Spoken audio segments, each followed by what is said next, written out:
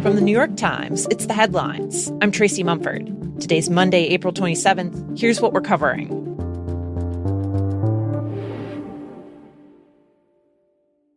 Suddenly, we heard all this yelling, all this commotion. We were crouched low, and then cabinet members just started emerging from around the corner, and they were with their guards. First came RFK Jr. and Cheryl Hines, then came Jeanine Pirro. My colleague Sean McCreish was at the White House Correspondents' dinner Saturday night at a hotel in D.C. when an armed man tried to storm through security. It happened right as the dinner was getting started. Shots were fired, and Sean was out in the hallway as members of the administration were evacuated from the ballroom. They were walking, very in a panicked way, stricken faces being ushered into hallways and elevators. There were teary reporters. It was just total pandemonium. We had no idea what was happening. People were shouting, wondering, where's the president? Where's the president? Inside the ballroom, President Trump was pulled off stage by his security detail, and guests hid under their tables.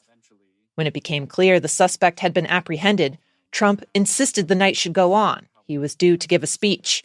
But security officials ultimately decided they needed to get the president away from the scene. We pulled out behind him. We drove to the White House. We were the first reporters there, and everybody was just rushing to get to the White House because the president had called a press conference. And what happened next was a pretty surreal scene. There were reporters in evening gowns and tuxedos, and then suddenly the president emerged. He held forth for a while and gave a sort of very extraordinary press conference.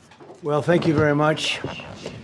That was very unexpected, but incredibly acted upon by Secret Service and law enforcement. Speaking to reporters, the president announced that the suspect had rushed a checkpoint with multiple weapons and that a Secret Service officer had been shot but was protected by a bulletproof vest. In light of this evening's events, I ask that all Americans recommit with their hearts in resolving our difference peacefully.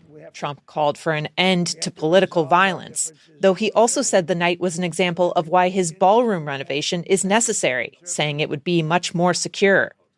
The president then took a few questions from the press. I ask respectfully, why do you think this keeps happening to you?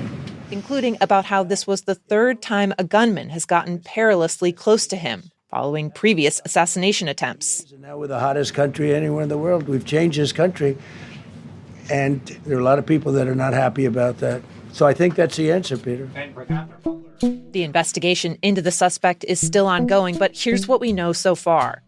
2 law enforcement officials identified the man to the Times as 31-year-old Cole Thomas Allen of Torrance, California, a suburb of L.A.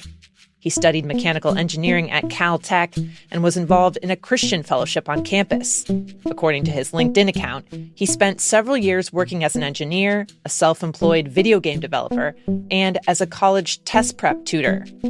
A few days before the attack, he took the train from California out to D.C. and checked into the hotel where the annual dinner is held.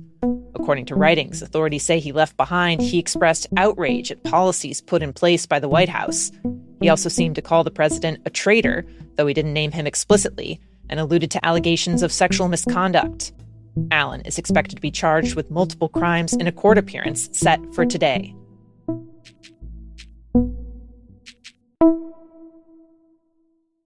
In the Middle East, peace talks between the U.S. and Iran hit more hurdles this weekend. Top Iranian officials have said they will not negotiate directly while President Trump keeps up a blockade on Iranian ports and ships. And President Trump canceled plans to send his special envoy, Steve Witkoff, and son-in-law Jared Kushner to talks in Pakistan right before they were supposed to leave. In a statement, Trump said the U.S. was, quote, not going to be making any more 18-hour flights to sit around talking about nothing. He suggested that Iran has not offered to make enough concessions and complained that the officials scheduled to meet with the U.S. representatives were not high enough in rank. The two sides now seem to be caught in limbo. The ceasefire has left them in a state of no war, but also no peace. In terms of how long that can last, analysts say it's a question of how much pain each side can take. Iranian officials seem certain they can withstand the economic upheaval longer than President Trump, and Trump seems to be equally confident. He's brushed off the effect of higher energy prices on Americans and said in his statement, quote, "We have all the cards."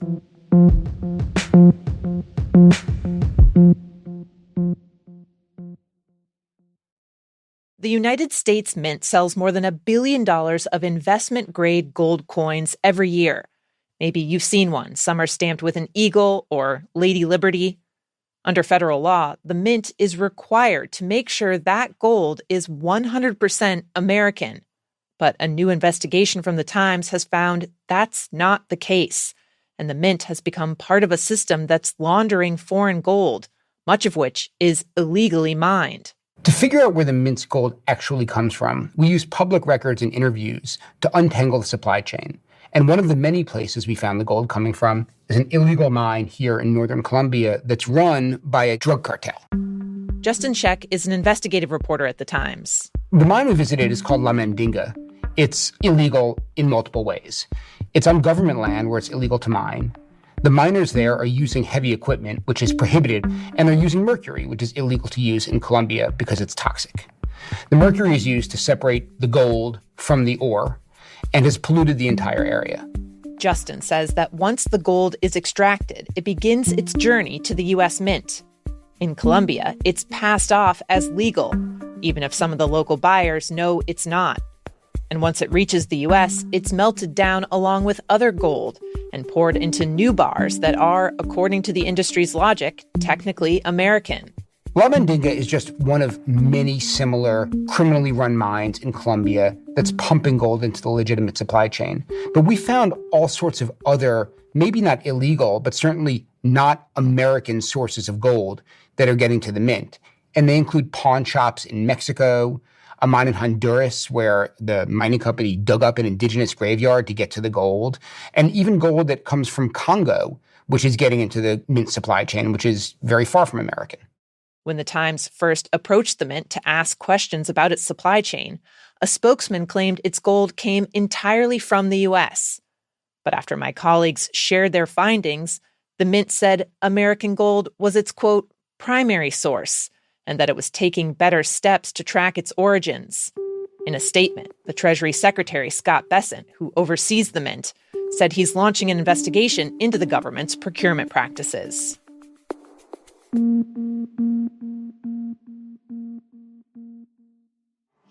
And finally, history in the making. Under 2 hours. Nobody's ever done this. They said it couldn't be done. In London yesterday, a runner shattered the world record for fastest marathon time ever in an official race. Absolutely incredible. I've never seen anything like that. Sebastian Sawe of Kenya crossed the finish line after just 1 hour, 59 minutes, and 30 seconds, beating the previous record by more than a minute. Amazingly, the runner-up, who was making his marathon debut, also came in under 2 hours, a milestone that had never been reached in a competition like this. Some of it might have been the weather, mid-50s to 60s, not much wind, great conditions for a race. But marathon times have also been improving for a few years now, in part because of the runner's shoes. About a decade ago, the so-called super shoe era began, when runners started wearing shoes with ultralight, chunky foam soles embedded with carbon plates. The soles protect runners' joints and muscles and help them lose less energy with each stride. The rise of that design kicked off what's become a streak of record-breaking runs. Of course, you can't forget that breakfast is important too. Sawe said that before he broke the 2-hour mark, he had 2 slices of bread and tea.